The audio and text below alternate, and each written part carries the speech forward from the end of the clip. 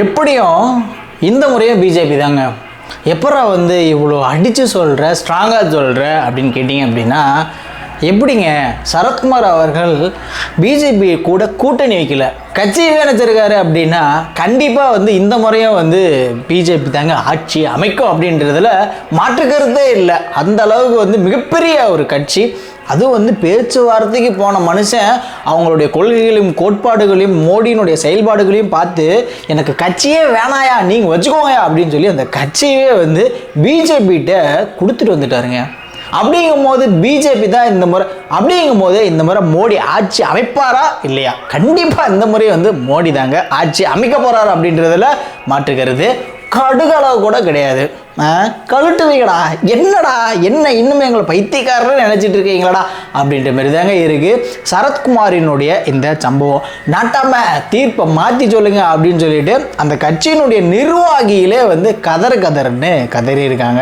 இதில் இன்னொரு விஷயம் என்ன அப்படின்னா, இந்த முடிவை வந்து என் மாமியார்கிட்ட எடுத்தேன், என் பொண்டாட்டியை 12 மணிக்கு எழுப்பி கேட்டு இந்த முடிவு எடுத்தேன். அது கூடவே பார்த்தீங்க அப்படின்னா இந்த முடிவு எடுக்கிறதுக்கு எனக்குள்ள மிகப்பெரிய ஒரு கேள்விலாம் ஓடிட்டு இருந்துச்சு. என்னென்னா, இந்த தேர்தல்னு வந்துட்டாவே வந்து நம்ம யார் கூட கூட்டணி வைக்க போகிறோம், எவ்வளோ சீட் நமக்கு தர போகிறாங்க, எவ்வளோ பணம் தர போகிறாங்க அப்படின்னு சொல்லலை, அதை வந்து டிமாண்ட் அப்படின்னு சொல்லியிருந்தார். நம்ம எதை டிமாண்ட் பண்ணுறோம் அப்படின்றது தான் இன்றைக்கி இருக்கக்கூடிய அரசியலாக போயிடுச்சு.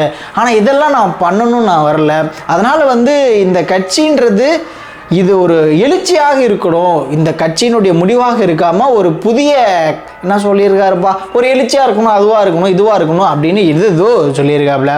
ஸோ இன்னொரு வார்த்தையும் சொல்லியிருக்காரு, மோடி வந்து யார் மாதிரி ஆட்சி பண்ணுறாரு அப்படின்னா காமராஜருடைய ஆட்சியை கொடுத்துட்டு இருக்காருங்க.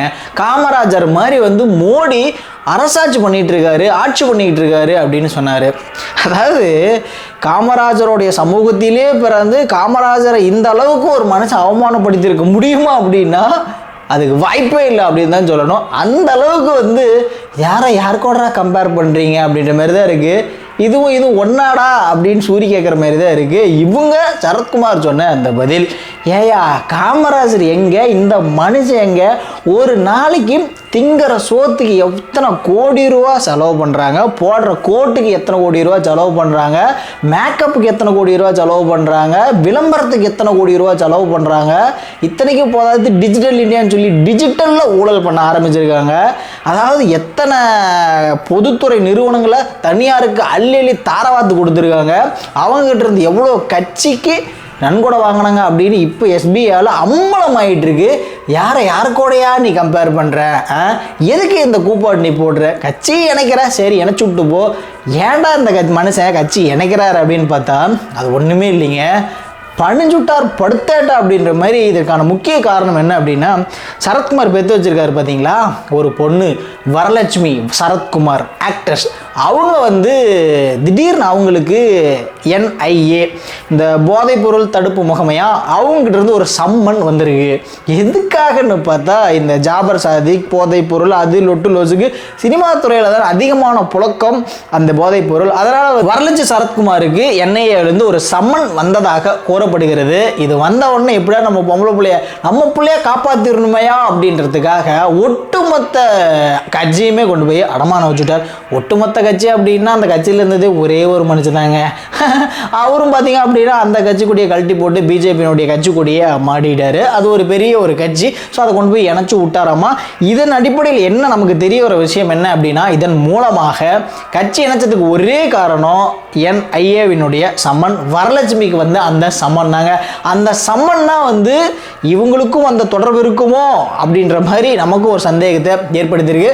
வரலட்சுமியும் போதைப்பொருள் அந்த விவகாரத்தில் தான் ஈடுபட்டிருக்கலாமும் கூட, அதற்காக வந்து அந்த சம்மன் வந்திருக்கு. இதிலிருந்து அந்த பிரச்சனையிலிருந்து அந்த பெண்ணை வரலட்சுமியை வந்து காப்பாற்றுறதுக்காக பாதுகாக்கிறதுக்காக கட்சியை கொண்டு போய் அடமானம் வச்சுட்டார். கட்சியே இல்லை அப்படின்னு சொல்ல அதில் வந்து கட்சி நிர்வாகிகள் அவரை பொங்கி இருந்திருக்காங்க.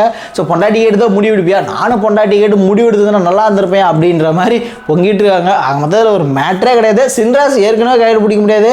இப்போ பார்த்தீங்க அப்படின்னா என்ன பண்ணுறாங்க அப்படின்னு தெரிலப்பா. அதில் ஒரு பஞ்ச் வேற போட்டிருக்காரு. அதுதான் வந்து என்னால் ஏற்றுக்கவே முடியல. பிஜேபிக்கு வந்து நான் பொறுப்புக்காக இல்லை, பொறுப்பாக இருக்கணும் அப்படின்றதுக்காக வந்திருக்கேன். இருக்கேன் அப்படின்ற மாதிரி ஒரு டைலாகு. இது என்ன நல்லா சொல்லலாம் அப்படின்னா, நான் இங்கே பொறுப்புக்காக வரல, பொறுப்பாக இருக்கணுங்கிறதுக்காக வந்தேன் அப்படின்ற மாதிரி சொன்னாப்புல. ஸோ இதுக்கு முன்னாடி இதே வாய் என்னென்னலாம் சொல்லிச்சு அப்படின்றது உங்களுக்கே தெரியும். சரி ஓகே, இதெல்லாம் ஒரு மேட்ரே இல்லை, இதெல்லாம் நம்ம பேசவே கூடாது அப்படின்றதுக்காக நான் நினச்சேன். சரி ஓகே ரைட்டு, எதுக்காக இணைஞ்சாங்க அப்படின்னு தெரிஞ்சுக்கணுன்றதுக்காக மட்டுமே இந்த ஒரு வீடியோ. ஓகே, இத்தனை முடிச்சுக்கிறேன், போன்றது கிளம்புறது. நான் சதீஷ், பாய்.